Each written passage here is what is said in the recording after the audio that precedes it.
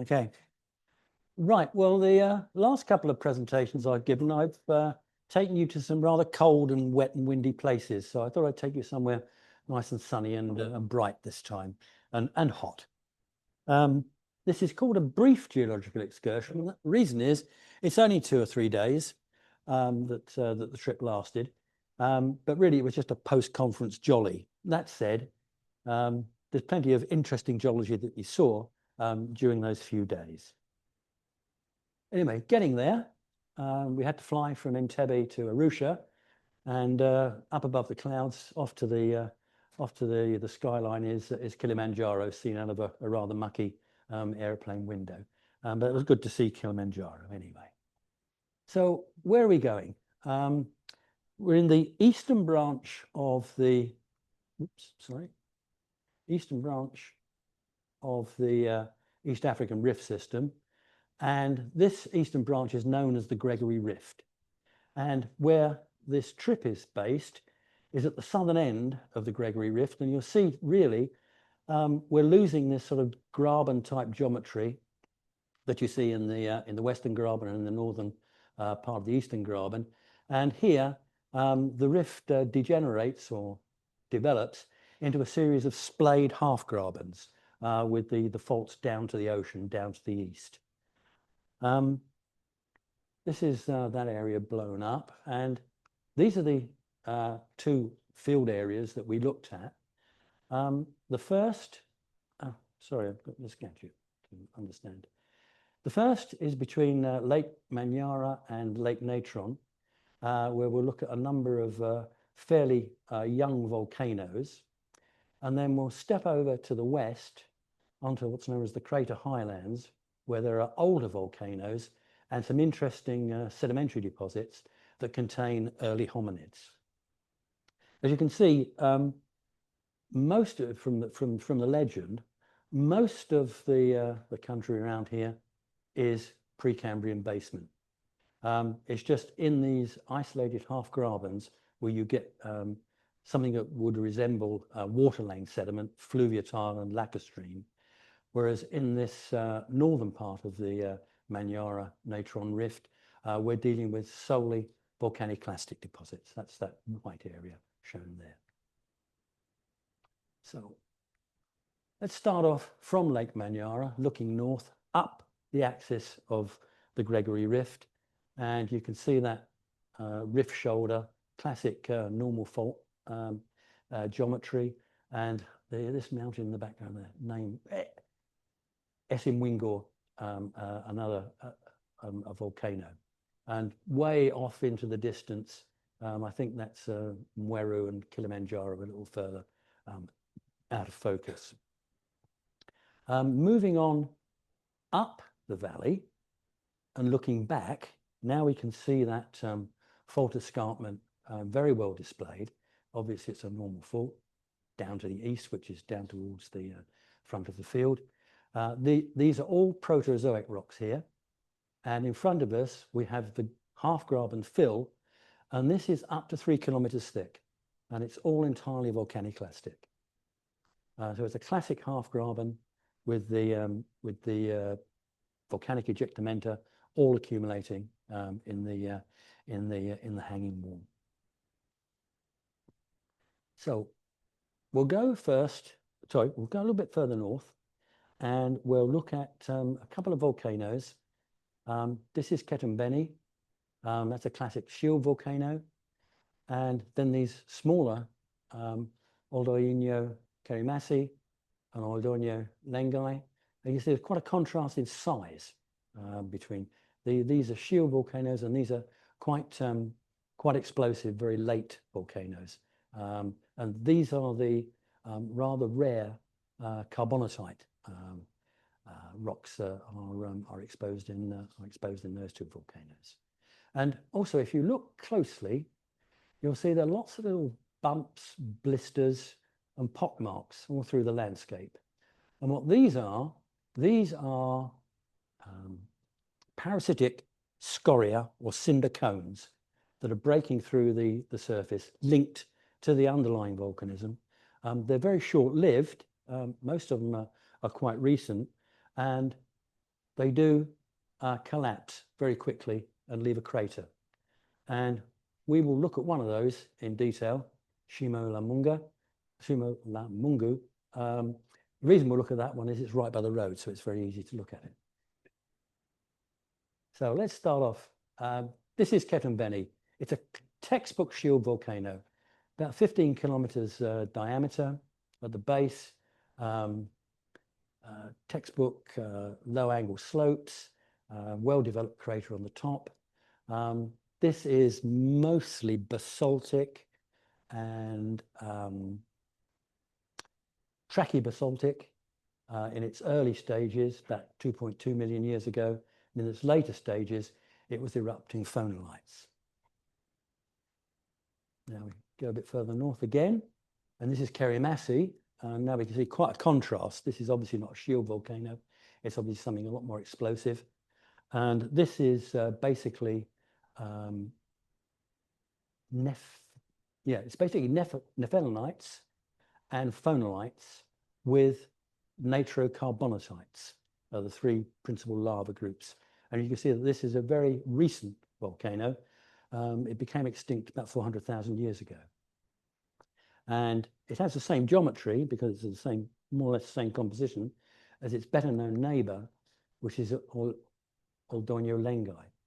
And this one is famous throughout the literature. You'll find a picture of this anytime you Google safari trips to East Africa. And it's characterized by that, white flash on the side. First thought is, oh, it must be a remnant ice or a remnant snow, because you've got snow and ice in Kilimanjaro, which is across the way. But it's not. This is weathered carbonatite lava. It's quite a exotic rock. The rock is called nitrocarbonatite, and it's made of a number of carbonate minerals. It's a very recent volcano, so this became active as soon as Kerimassi became extinct. And it started off as eruptions of phonolite, then it was nephelinite, and finally these carbonatites. And what we'll do now is we'll go up to the crater. In fact, I didn't go on this, but I've got a few stills taken from a YouTube video to show what we're dealing with on the top. So let's go up into the crater, and this is quite a really weird alien landscape. Now these pinnacles are called hornitos. Each of them is about 10-15 meters high, give you an idea of scale. And this is what the lava erupts through, these vents, and it makes these spatter cones that build up.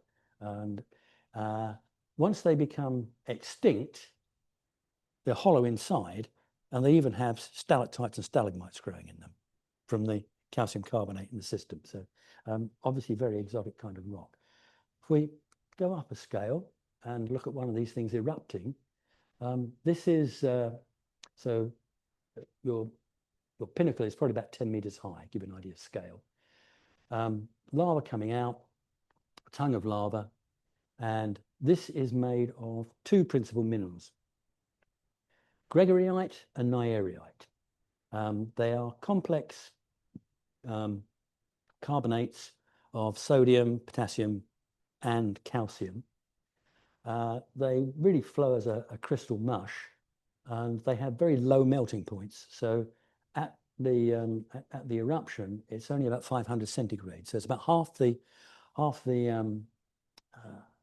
temperature of a typical basaltic volcano.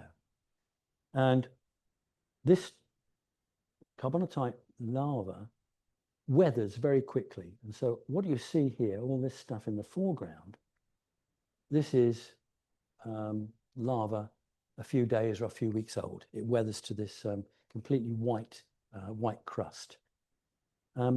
It has very little viscosity, and it would, if you didn't know, you would think you were looking at mud from a mud volcano.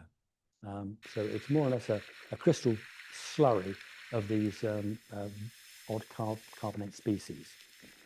And to show the weathering, the black tongue, this is about 1 meter across. The black tongue has just erupted. The underlying tongue, which is brown, is a few hours old. That's already starting to weather. And then the underlying crust is about a day old. So that's gone to this completely white crust. So they are very short-lived before they start to weather. That's the key point about these peculiar lavas. And a final stage are fumaroles, which outgas through cracks and fissures, and these throw out sodium carbonates, some sodium sulfates, and halite and sylvite, sodium and potassium chloride. They, of course, are very soluble, and they only last a matter of a few days, and sometimes they're replaced by calcite pseudomorphs. So all in all, it's an alien landscape on the top of Lengai, and some very strange and peculiar rocks and things that you might not expect to encounter in the normal life of a volcanologist, I think. So, okay, the little pock marks and the blisters. Here's a blister. We're up the side of one blister, looking out to another one across the way. This thing is a few hundred meters across. It's a purely parasitic cinder cone that just pops up in the valley floor. And when they collapse spectacularly. And here is that crater collapse. These things are called Mars locally. You can see the scale of this because you can see the trees in the background. This is a huge amphitheater. You can lose a football stadium in one of these things, but the collapse has been almost instantaneous and complete, except it's just to its northern end. We can still see preserved some of the convex up and stratified geometry of the original cinder cone. Okay, let's cross over into the crater highlands, the second field area. The reason it's called the crater highlands is obviously there are plenty of large craters here, including the Ngoro crater. And what we see here, Lemmergut, Satiman, Oldiani, these are probably the earliest volcanoes in the area, over 4 million years old, most of these. Ngoro itself is much younger. That's about 2 million years old. And what we're seeing here as well is we're crossing over from the Manyara Natron rift shoulder here to the Lake Ayasi rift shoulder here.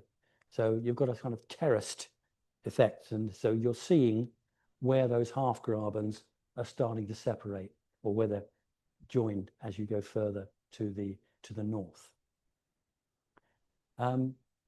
We'll start off by going and having a look at Lemmergut. So very old volcano, old in relative sense, 3.6 million years. Again, it's that theme of alkali basalts, trachytes, and nephelinites and phonolites. And so this sits next to Satiman, these two volcanoes. The interest of their date of 3.6 million years is that nearby at Laetoli, there is a fossil trackway. And this is preserved in the ash that was generated from that 3.6 million years event. And the importance of these footprints, obviously the preservation is excellent, is that they have inward-facing big toes and they have arches. So they're definitely made by a creature that was adapted for bipedal walking, as opposed to outturned big toes that were made for gripping and climbing trees. The whole thing is wonderfully preserved, and more importantly, it's precisely dated. It's all ash, so you get a good potassium run date from it. Going into the Olduvai Gorge itself, it used to be called Olduvai, and they changed the name Alderpie, don't know why, but this is what it's called now. If you Google Alderpie Gorge, you will find this picture. And if you take a picture as a tourist, you will take this picture. Everybody's got this picture. I've got this picture. The reason is they built a viewing platform by the museum. So there's only one aspect you can get on this well-preserved Inselberg. It's called the Castle Inselberg. But behind you can see the gorge itself. And this contains roughly 500,000 years worth of fluviatile and some lacustrine sediment. And it's famous because this is where Louis and Mary Leakey did all their excavations in the 60s and 70s. And the importance of Alderpie was they found these. So they found an Australopithecus, a Homo habilis, and a Homo erectus. The key takeaway here is that the Australopithecus and Homo habilis existed in the same place at about the same time. So the Australopithecines were quite long-lived by this time. Once the Homo species were on the scene, and the very latest one that they found, 1.4 million years, Homo erectus. To me, this looks perfectly adapted for living in a hot and sunny climate. I think these brow ridges were to keep the sun out of his eyes. Anyway, now the shifting sands. These are a geological curio, and what it is, it's a crescent-shaped dune. You can see where it's come from, and you can see where it's going. Where it's going, it's moving westwards about 20 meters a year. So it's a sand dune, but there's no desert, and there's no reservoir of sand, and it's not surrounded by sand. So why doesn't it just blow away? Is the conundrum here. Well, let's have a look at it, and we'll see that it is indeed. It's a Barken dune. Here's the lee slope. There are the arms. That's the way it's moving. And you can see it's just resting on the scrub. There's no sand around to accompany it. It's made of ash, sand-sized ash grains. But the key thing about that ash, is that it's rich in magnetite. So this landform sticks together. It behaves the physics of a blown dune, but it won't blow away because the magnetite is keeping it is keeping it intact. Strange but true. There are one or two other smaller ones dotted across the landscape, but this is the one that all the tourists are generally taken to. Anyway, finally, last stop, go down into the Ngorongoro crater. You can't come to this neck of the woods and not go there. This again, same theme, basaltic, trachybasalts, trachyandesites, generally the alkaline, towards the alkaline undersaturated end of the spectrum. And you stay the night at Ngorongoro, and every room comes with a view. You can't fault it. And that's where the trip ended. As I say, a very brief trip. Last time I think I showed you a polar bear in Svalbard, but you obviously can't go to a place like this and not see any wildlife. So I'll leave you with an elephant. Thank you for listening, and thanks to Google for the Swahili translation. Thank you.